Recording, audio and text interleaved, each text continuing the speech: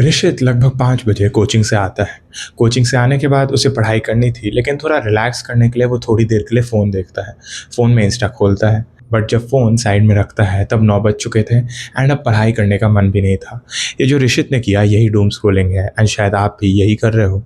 आज की वीडियो में मैं आपको डूम स्क्रॉलिंग एक ऐसे एस्पेक्ट से बताऊँगा जिसको जानने के बाद आप खुद ही कभी डूम स्क्रॉल नहीं करना चाहोगे। बट उसके लिए इस वीडियो को एंड तक ज़रूर देखना। Hey everyone, this is Shaurya Aish, currently a first year MBBS student at GMCH Bettiah. एक छोटा सा रिमाइंडर, अगर अभी तक चैनल को सब्सक्राइब नहीं किया है तो ज़रूर सब्सक्राइब कर देना। जब हम फ़ोन पे स्क्रॉल कर रहे होते हैं तो हम वही देख रहे होते हैं जो हमारी फ़ीड में आ रहा होता है एंड हमारी फ़ीड में वही आ रहा होता है जो एल्गोरिदम हमें दिखाना चाहता है। एंड एल्गोरिदम हमें क्या दिखाना चाहता है? एल्गोरिदम हमें वायरल कंटेंट दिखाना चाहता है, एक कंटेंट जिसमें वायरलिटी हो। एंड कोई कंटेंट वायरल कब होता है? कोई कंटेंट वायरल तब होता है जब वो उसको देखने वाले ह्यूमन में एक इमोशन जनरेट कर सके। तो बेसिकली एक रील आपके दिमाग में एक इमोशन जनरेट कर रही है एंड इसी इमोशन को जनरेट करने की कैपेबिलिटी के कारण रील स्क्रॉलिंग इतनी एडिक्टिव है। हम घंटों रील स्क्रॉल कर सकते हैं एंड हमें टाइम का पता भी नहीं चलता। खुद ही सोच के देखो कि दुनिया में ऐसी कितनी चीज़ें हैं जो कि आप घंटों तक कर सकते हो एंड आपको टाइम का पता भी ना चले। एंड उसी में से एक चीज़ है स्क्रॉलिंग। एंड यही चीज़ स्क्रॉलिंग को इतना डेंजरस बना देती है। आपको लग रहा है कि आप वीडियोस स्क्रॉल कर रहे हो, 30 सेकंड्स के वीडियोस जो हैं शूट हुए हैं वो स्क्रॉल कर रहे हो, बट असल में आप इमोशंस स्क्रॉल कर रहे हो। एक वीडियो आती है कोई फ़नी सी, तो आप एक फ़नी स्टेट ऑफ इमोशन आ जाता है। फिर एक ऐसा पॉलिटिकल व्यू जिससे आप रिलेट नहीं करते या जिसको आप करेक्ट नहीं मानते, तो एक एंगर वाला स्टेट आता है।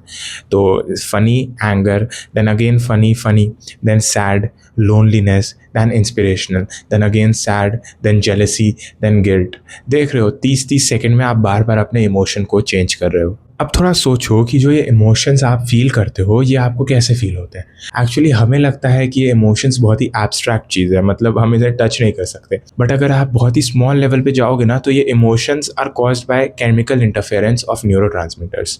तो बेसिकली लेमैन भाषा में अगर मैं समझाना चाहूँ, तो जो भी इमोशन आप फील करते हो ना, दो न्यूरॉन्स में जो न्यूरोट्रांसमीटर रिलीज होता है उनकी एक्टिविटी के कारण इमोशंस फील होते हैं।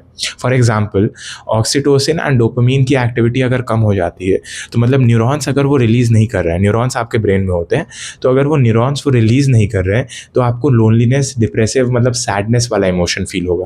तो अब उल्टा चलो, एक रील थी, वो वायरल थी, एल्गोरिदम लाया, आपने देखी, इमोशन जनरेट हुआ, that is the main thing. अब सोचो, अगर हर 30-30 सेकेंड में आप अपना इमोशनल स्टेट चेंज कर रहे हो तो आप अपने दिमाग के साथ क्या कर रहे हो?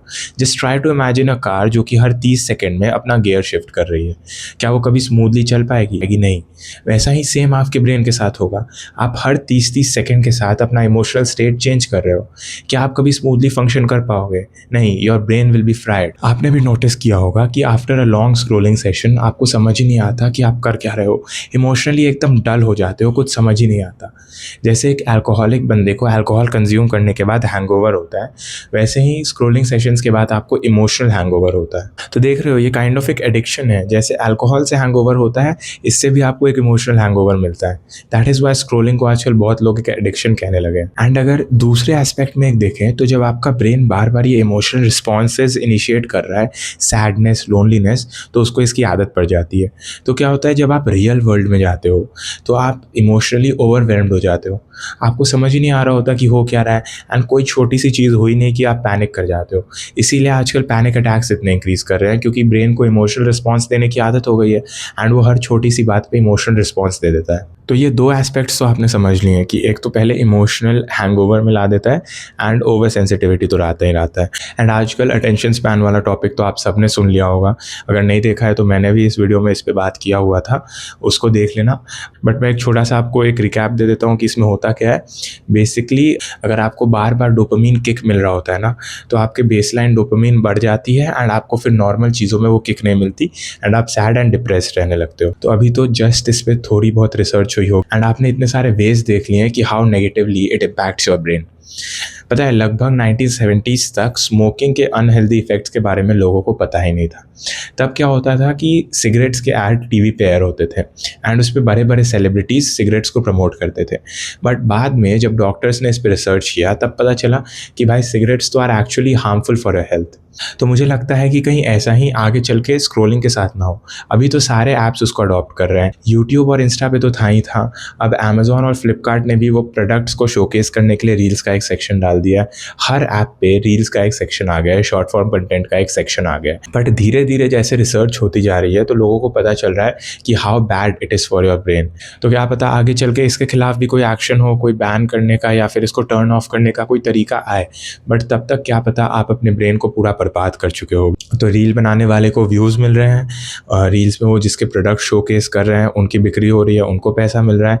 रील बनाने वाले को व्यूज़ से पैसे मिल रहे हैं, इंस्टाग्राम को इन सब के थ्रू पैसे मिल रहे हैं। बट आपको क्या मिल रहा है? जस्ट अ ब्लैक होल जो कि आपकी सारी एनर्जी, आपके इमोशंस, आपकी लाइफ को सक कर रहा है। तो मैंने आपको सारे एस्पेक्ट्स बता दिए हैं कि how bad short form content is. अब it is up to you कि आप क्या करते हो। Do you stop watching it या फिर आप खुद ही अपने ब्रेन को लूज़ करना चाहते हो? It's up to you. But remember your brain is your biggest asset and ऐसा केमिकल मैल फंक्शन करके उसको ख़राब मत करो। Thank you for watching and take care.